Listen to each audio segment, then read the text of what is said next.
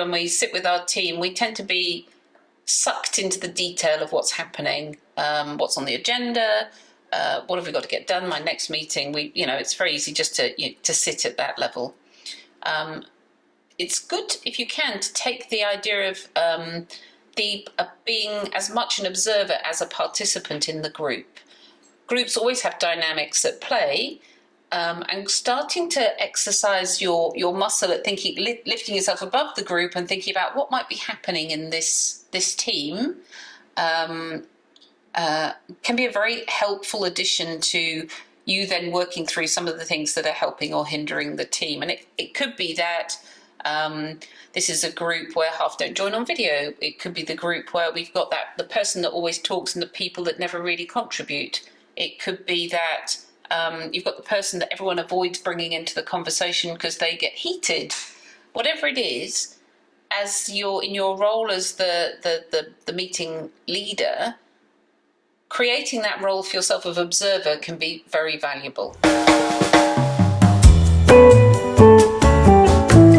Having been a bit of a detective on the dynamics, the context rather than the content of what's happening in the meeting, you can then become a little bit Sherlock Holmesy and start to create a hypothesis about what might be happening.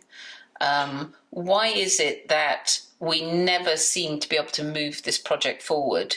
What is happening when we can't seem to ever get the answer to a particular question?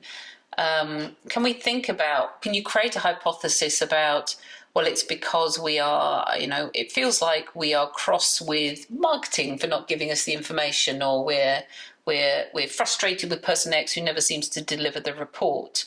But really then moving to a point of, because this is happening because we're worried about our jobs, because the pipeline the number isn't being hit. What is the anxiety that's sitting in the team that might be driving this behavior? And starting to think about, can I try and put my finger on what's under the surface about what's happening here?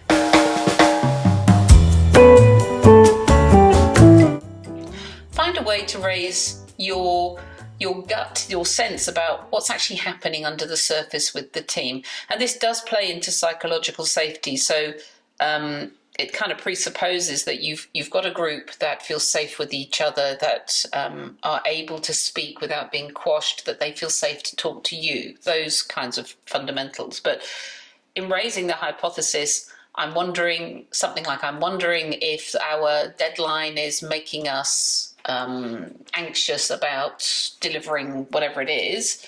The act of just putting that idea out there, you may start to get people talking about what's really happening. You may not know the answer, they probably may not, but it may come to the surface.